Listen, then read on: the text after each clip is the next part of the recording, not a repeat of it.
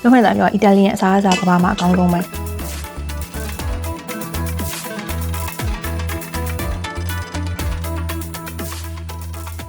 တော့ Instagram spot ပဲတလားဒီနေရာကလေလာမယ်ဆိုလို့ရှိရင်ဒီ button နဲ့ဒီ view နဲ့ကတော့လုံးဝတန့်တယ်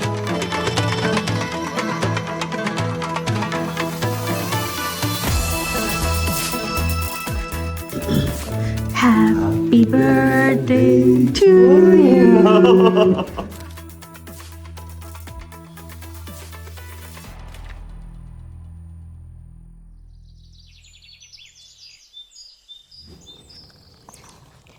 ုံးပဲ good morning ခုစင်တီယာတို့ခင်ဗျားတို့နေရအခန်းရှိနာမှာ breakfast ဟာဘလို့ဆိုပြီးတော့သူတို့ဒီနားဝရနာမှာ breakfast လောက်ဖို့ခိုင်းထားတယ်ချစ်စရာလေးပိုးနေလဲစားနေမစားခင် view တစ်ချက်ပြမလို့ရာစင်တီယာတို့နေရအခန်းရှိကဒီနှခမ်းမျှသုံးတဲ့ဒီဝရနာပေါ့နော်အဲ့မှာသူတို့ကဒီလို setting ထိုင်ကုန်လေးလုပ်ပေးထားဒါပေမဲ့ဟိုးနောက်မှာလေကွင်းနေထင်တယ်အဲ့လိုမြင်နေရရဲ့ပြီးတော့ဟိုးဘက်နောက်မှာတောင်ကြီးမြင်နေရရဲ့တောင်အကြီးပဲအဲ့ဒါAtlas တောင်တန်းနေပေါ့နော်အပေါ်ထိပ်တွေကလေတရေခဲဖုံးနေတာလားမသိဘူးသလားတော်တော်လေးလှရဲပြီးနေရလဲတာသေးရဲ့ share ပဲဒါကတော့စင်တီယာတို့ရဲ့ညနေချင်းဆိုင်ရှိမှရှိရဲ့အခန်းပေါ့နော်ဒါသူတို့ချက်ကောက်သွားတာစင်တီယာတို့အခန်းတော့မကောင်းဒါပေမဲ့တစ်ချက်လောက်ဝင်ကြည့်ပြီးတော့အထက်မှာဘလို့အခြေအနေရှိလဲဝင်ကြည့်ကြမယ်ဘလို့တန်ရှင်းအောင်လုံးလို့မပြီးသေးဘူးတဲ့ဟုတ်တယ်တင်းရှိရဲတော့ဝရဏတေးသေးလေးတစ်ခုရှိရဲတော်တော်သိမကြည့်ဘူးပဲစင်တီယာတို့ခန်းဒီထက်အများကြီးပိုကျဲခေချိုးခန်းရတယ်လိုမျိုးလေးပေါ့နော်ရှာပါရှိရဲအလဲကဖေးစင်မိုက်တယ်နော်လူလေးလည်းဟာရှိရတယ်ဒါကတော့ဝရဏအကြီးပေါ့နော်အော်တော့ပူတေချာမြင်ရပဲကြည့်အောင်တော့ပို့ပြီးပူ view ပူစမ်းတယ်စင်တီယာတို့ခန်းကနေကပိတ်မမြင်အောင်အပင်နေကွယ်နေလို့ဒါကတော့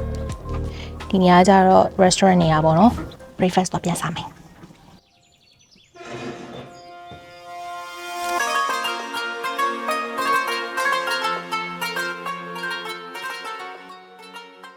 ဒါ Moroccan tea ပေါ့နော်သူတို့ရဲ့ Moroccan ရိုးရာအဲဒီရေနွေးချမ်းပေါ့ပြီးတော့ဒါကတော့ coffee ရယ်နောက်ပြီးတော့ဒါဘက်ကကျတော့သူတို့ရဲ့ fresh juice ပေါ့နော်သူတို့ကအမြဲတမ်းဒီမှာ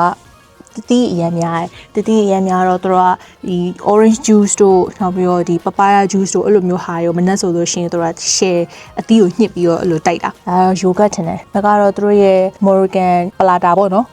ဒီဘက်ကတော့ကျဦးကျော်စားမင်း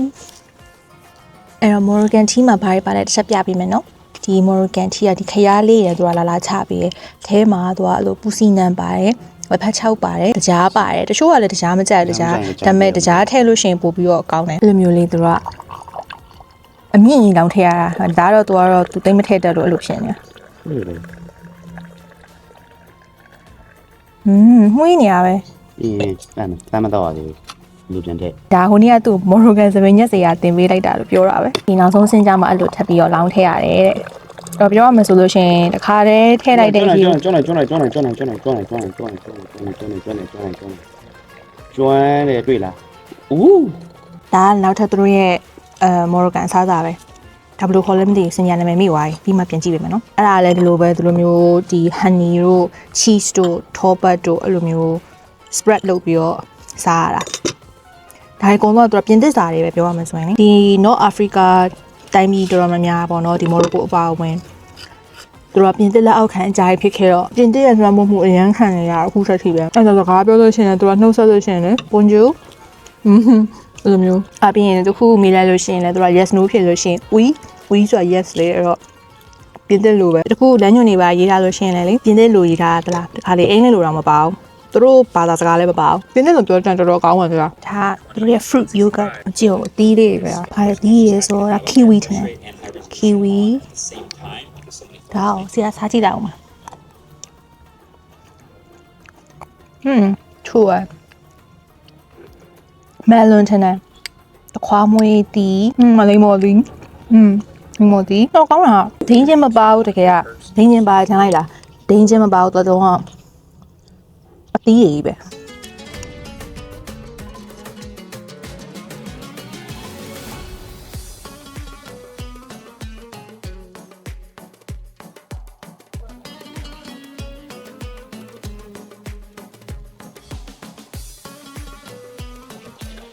စင်ပြတို့အခန်းရဲ့အရန်ခူးရဲ့ feature ကြီးတစ်ခုပြမယ်ပြောရမယ်ဆိုရင်အခန်းရဲ့ဒီဘက်အချမ်းကဒီအိယာတို့ဒီ air gun တို့ရှိရနေတာပေါ့နော်ပြီးတော့ဒီဘက်အချမ်းကျတော့ဒါ dressing room ပေါ့ဒီဘက်မှာမှန်ရှိရပြီးတော့အိမ်သားရှိရ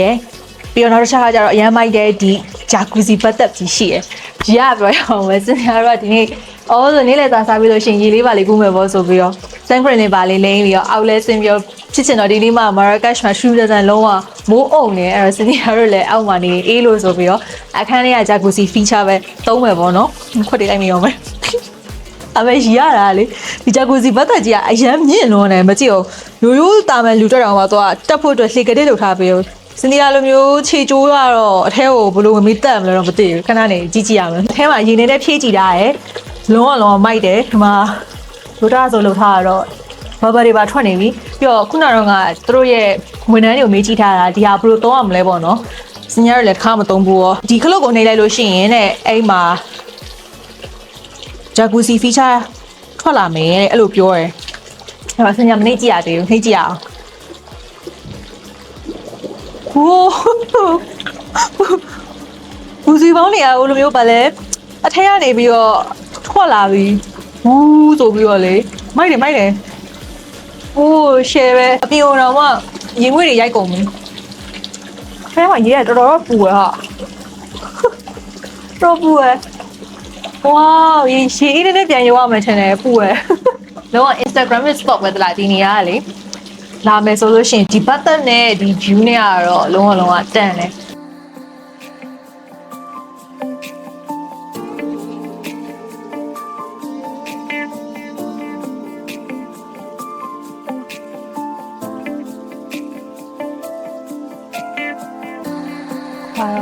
စင်တီယာတို့နေ့လည်စာစားဖို့ဒီဟိုတယ်မှာရှိရဲစားတော့ဆိုင်ဝယ်စင်တီယာတို့ပြန်လာလိုက်တယ်ဒီ lunch menu ကတော့တခါသူတို့ကြိုမေးထားလိုက်တယ်ဘာရမလဲပေါ့နော်အဲ့ဒါသူတို့ကတော့ဒီမှာလူလဲနေနေရောဒီနေ့ကဘာရရဲဆိုပြီးတော့ပဲသူတို့ WhatsApp ကနေပြန်ပြောရဲစင်တီယာတို့လည်းအဲ့ဒါbolognese မှာထားတယ်ဒီနေ့ကတော့2ယောက်သား spaghetti စားကြမယ်အခုသူတို့လာချပေးရအောင်စောင့်နေရအောင်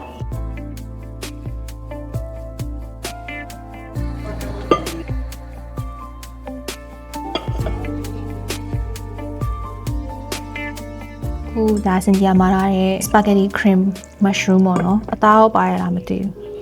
အသားပါလားလို့သူမေးကြည့်လိုက်ချင်ပေမဲ့သူက WhatsApp ကနေသူလှမ်းမိရတော့အင်္ဂလိပ်ကလည်းအရင်မကျွမ်းအဲ့တော့အပေါ်က cheese လေးရတော့စားချင်ကြလေ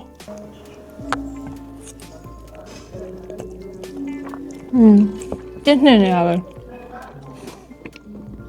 တော်လည်းဤရနမစားလို့ကောင်းတယ်ဘယ်လိုလဲဆိုတော့လေငယ် cream ရတာပြစ်နှစ်လေး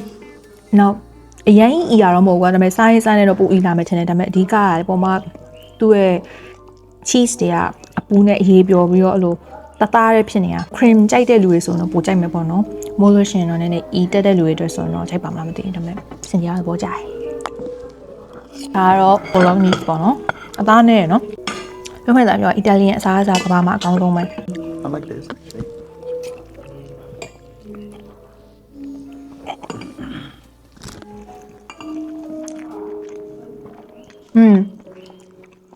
ဒါလည်းကောင်းတယ်သူ့ရဲ့အသားလည်းအရသာရှိတယ်သူကတော့မအီဘူးပြီးတော့သူကကျတော့ခရမ်းကျင်ဒီပါတော့နည်းနည်းရှင်တဲ့ဘက်လေးသွားပါပေါ့နော်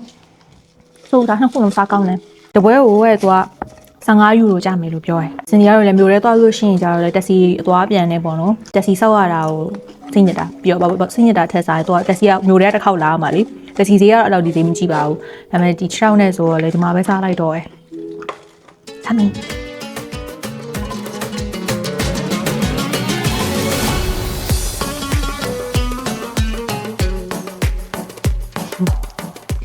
စင်ရဟိုဟိုတယ်ကပဲပိုင်တဲ့ animal farm ဆိုတဲ့ဟာကိုသွားနေတာဒီနေ့နီးလေးလို့ပြောတယ်သွားတော့ပြောတယ်ရှောက်ရင်းနဲ့တကယ်တော့10မိနစ်ပဲတဲ့ဒီနေရာကတော့9မိနစ်လောက်ရှောက်မယ်ထင်တယ်ဒီနေရာကျတော့ wheelchair ယူလို့တိတ်အဆင်မပြေဘူးကြောက်ခဲလန်းလေးလည်းဖြစ်နေရဲ့တိတ်လည်းမညီရောလမ်းရှောက်နေရတယ်နေရမ်းတာနေရောပြင်လေးပါလေးတစ်ချက်သွားမလားပေါ့နော်ပြင်လေးဆိုတာလည်းဒီနားလေးပါပဲပြီးရင်တော့ရေကူးကန်မှာထိုင်ချစ်မယ်ပေါ့နော်ရေကူးကန်လည်းရီးရတယ်လား စမ်းဘတ်တွေရှိရလေဒီစမ်းဘတ်တွေကဥစရာတော့မလို့လူမရှိလို့တရားတော့ပဲရှိရတာမသိဘူး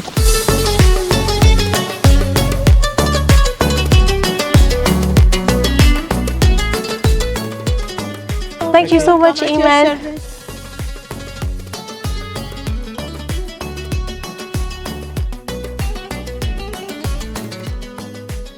ဒီမှာကလေအဲ့တောလေးထဲရောက်နေတာရောပြီးတော့ရာသီဥတုကလည်းနိုဝင်ဘာသာဆိုရယ်မြန်မာနိုင်ငံမှာလိုမျိုးလေနေနည်းနည်းပူရဲပဲပါတယ်အေးလည်းတိတ်မအေးတော့နေ့လည်းပဲဆိုရင်ကောင်းနေပေါ့ရင်ကောင်းနေရန်လာရယ်ပြီးတော့ချင်းလည်းရှိရယ်ညဆိုချင်းနေဆိုအလုံးကချင်းစောကားတိရှိနေပြီခုတော့မြင်ရလာတော့မသိ table tennis ခုံကြီးရှိရယ်ပြီးတော့ကလေးခုံနဲ့ trampoline လိုဟာမျိုးလေးလည်းထားရပေးသေးတယ်ဆိုးပါဘူးသူတို့လျှောက်သွားလို့ရတယ်လုပ်ပေးထားတာပေါ့နော်ဘယ်သူမှတော့မရှိနေခုကစင်တီယာတို့ခဏရေကူးခံပြီးမှထိုင်ပြီးတော့ chill မယ်ပေါ့နော်စင်တီယာတို့ရေကူးလို့မရလားအဲ့တော့ခဏဒီမှာတပုံလေးပါလေးရိုက်မယ်ပြီးရင်ဒီမှာထိုင်ပြီးတော့ရာသီဥတုကြီးကိုထိုင်ခံစားရပါပေါ့နော်ဒါအင်္ဂလိပ်မှာဆိုဒါမျိုးမရဘူးလေနိုဝင်ဘာလဆိုဟိုမှာအေးနေခုအိမ်တော်မပြန်ချင်းပြောရမှာဆိုရင်အင်္ဂလိပ်ပြန်အေးပဲဆိုတာသိလို့ပြီးတော့ဒီနေ့ကဒီဟိုတယ်မှာနေရနောက်ဆုံးညလေးမမှန်ကြလို့ရှင်စင်ကြတော့အကာဒီကဟိုတယ်ကိုသွားတော့မှာအဲ့တော့ဒီနေ့ဒီမှာဂျီကူးကောင်အပီးသုံးမရအောင်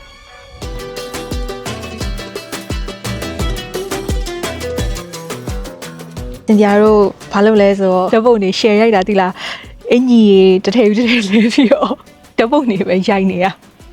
နေတော်တော်ကြီးတာဒီအောက်မှာ2နာရီမထိုးခင်လောက်တည်းကလာထိုင်နေရအဲ့နဲ့အခုဆိုလို့ရှိရင်ညနေ9နာရီလောက်တော့ရှိပြီပေါ့နော်တောက်လျှောက်သူကမှုနေရအဲ့လိုမျိုးဒီလိုမျိုးလက်ပြက်လေးနဲ့လေအေးဆေးထိုင်နေနိုင်တယ်ဘာလို့လဲဆိုတော့ရေကူးကန်ပေးမှာထိုင်ပြီးတော့တကယ်ကိုလုံးဝ chill နေရလုံးဝနေပူစားလုံးနဲ့နောက်ပြီးတော့ဓပုံရိုက်တယ်မုတ်စားတယ်မင်းတီးတောက်တယ်ဓပုံတွေကတော့ဒီဗီဒီယိုပြီးလို့ရှိရင်ကြည့်လိုက်အများကြီးပဲ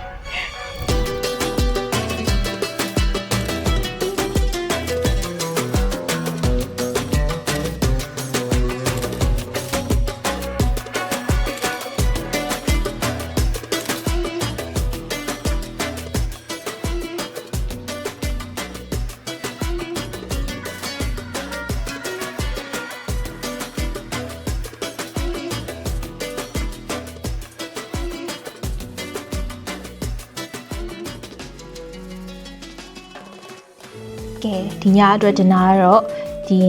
Moroccan tagine ကိုပဲသူကဒီကြက်သားနဲ့ချက်ထားတယ်ပြီးတော့ orange ပေါ့နော် lemon tea နဲ့ချက်ထားတာတဲ့ဒါပြီးတော့သူကပြောသွားသေးတယ်လားဒါ the best Moroccan dish ever လို့ပြောသွားတယ်ရန်အမွှန်းတင်သွားတယ်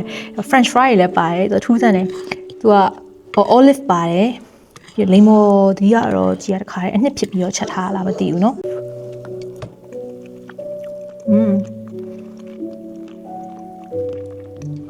ဒီဟိုတယ်ဟင်းချက်တော့ကောင်းတယ်လားကြက်သားနဲ့နေသားရဲ့အရသာလည်းတော်တော်ကောင်းတယ်ဟိုကောင်းစီဇန်လုပ်ထားတယ်ကောင်းနှက်ထားတယ်ပေါ့နော်လီမိုတီနဲ့ချက်ထားမယ်လီမိုတီရတာတော့မရနိုင်ဘူးဒီလားအဲ့လိုချိုးတဲ့အရသာကြီးတော့မရနိုင်ဘူးဘယ်လိုချက်ထားလဲတော့မသိဘူးတခါတည်း French fries ပါပြီးသားဆိုတော့နောက်တစ်ပွဲထပ်မှာတရားမလို့တော့ဘူးပေါ့နော်ခုစင်တီယာတို့စားပြီးသွားပြီပေါ့နော်စင်တီယာလိုတာဆိုမွေးနေ့အတွက်ကိမို surprise မှာထားတယ်ညာလိုတာဆိုမသိဘူးဒီဟိုတယ်ကလူတွေနဲ့စင်တီယာကြိတ်ပြီးတော့စီစဉ်ထားငါတို့စားပြီးလို့ရှိရင်လို့ကိမိုယူလာပြီဆိုပြီးတော့အဲ့ဒါခုပြင်မှာအဲ့ဒီမန်နေဂျာနဲ့သွားစကားပြောနေတော့အဲ့ဒါဒီဗီဒီယိုအရင်ချိန်ထားခဏနေကြလို့ရှိရင်ကိမိုနဲ့ surprise လုပ်လို့ Happy birthday to you Happy birthday to you Happy birthday to you sir Happy birthday That's so cute. thank you Make a wish Oh my god Come on Oh, thank you so much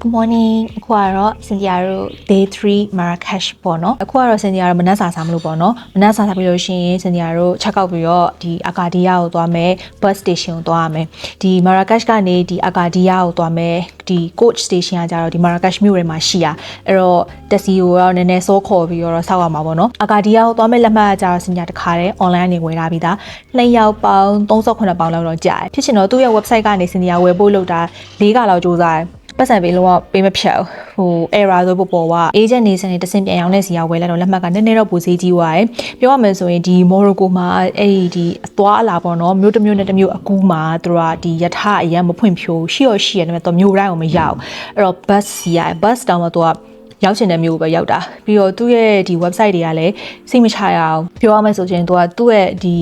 coach station မှာသူကကိုယ်တိုင်ကောင်တာမှာလေမြန်မာနိုင်ငံမှာလိုမျိုးသွားတန်းစီပြီးတော့ဝယ်ရအဲ့လိုမှတော့ဝယ်လို့ရအဲ့တော့အရင်ကတည်းကအဲ့ဒါကိုသိတော့သိရဒါပေမဲ့စမ်းကြည့်ရရှေ့တစ်ခေါက်တော့ဆိုစင်တီယာတော့ Azora သွားတော့ကဆိုရင်အဲ့ဒီ Azora သွားမဲ့ Marrakesh ဒီ bus station ကောင်တာမှာတော့ဝယ်လိုက်ရအဲ့ဒါမှတော့ဝယ်လို့ရ online နဲ့ဝယ်လို့မရဒီတစ်ခါလေးရမလားဆိုပြီးစမ်းကြည့်ရမရဘူးအဲ့မဲ့ agent ကနေတဆင့်ဝယ်လိုက်လို့ရတာမစိုးပေါ့နော်စိတ်ပူတာကကြတော့ဒီရောက်မှဝယ်လိုက်လို့ရှိရင်လက်မှတ်တွေကုန်သွားမှာဆိုလို့လေဟိုအချိန်ကြီးမရောက်သွားမှာဆိုလို့ဆိုပြီးတော့ online နေကြိုဝယ်လိုက်တာအဲ့မဲ့အခုကတော့ agent ကနေဝယ်လိုက်တာမနက်စာစားမယ် check out လုပ်မယ်တက်စီငားမယ်ပြီးရင်အကာဒီယာသွားမယ်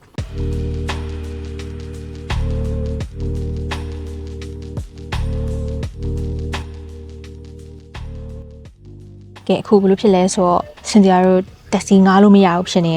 တက်စီကမလာတာအလာတော့ကဆိုလို့ရှိရင်9ယူရိုနဲ့ဒီကိုရောက်ခဲ့တယ်လို့ပြောရနော်အခုကဒီမှာ18ယူရိုထိပေးရတော့မှဘယ်သူမှမလိုက်ဘူးဖြစ်နေအစတုန်းက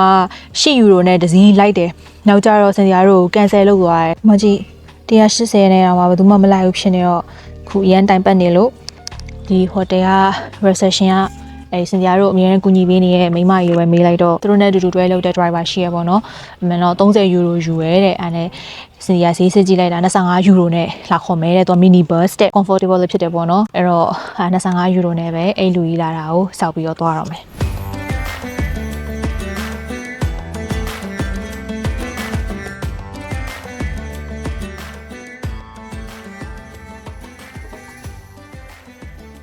ညခုစားထွက်လာပြီ7နာရီလောက်ရှိပြီကား7နာရီပဲထွက်မှာမြို့ပြင်မဲ့ထင်တာပဲနိုင်ဝက်လောက်ပဲသွားရတာဆိုတော့လေကားကိုစောက်လိုက်တာလည်းကြာသွားလို့ဒါပေမဲ့သဘောတော့အရန်ကောင်းတယ်စီလဲဝိုင်းတယ်ပြီးတော်တော်လေးစင်ကြီးရပြီးတော့ဒီကားကဟို mini bus လိုမျိုးပေါ့နော်ဟိုဘယ်လိုပြောရမလဲဖန်လိုမျိုးကားဆိုတော့လေစင်ရတော့ wheelchair ရောတက်တာရောအကုန်စုံဆက်တယ်တော့ကြည့်နောက်ပါဆိုလဲ wheelchair တက်တာဟိုနောက်မှာပါတယ်ဟိုဒီမှာဂျိုင်းတောက်ကောနောက်ပြီးတော့တော်တော်ကြင်ဝင်အေးဆေးထိုင်ရတယ်ပေါ့နော်အဲ့တော့25ယူရိုပါပါပြောဆိုတန်တဲ့ထနာပဲလေနော်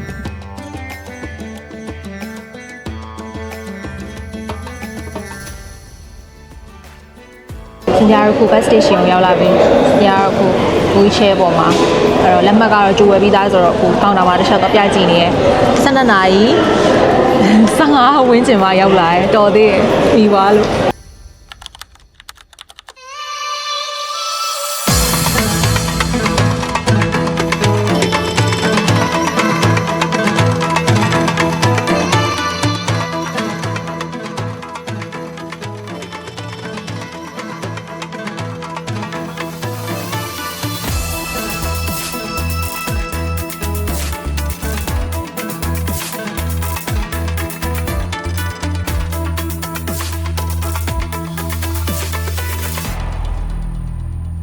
For something else? No, we're That's good. okay. We're good. We're going back. Okay, cheers. Merci, Cheers. Thank you very Nice to much. meet you. Yeah, all right. Okay, ဈေးအတင်းရောင်းကန်လိုက်ရပြီ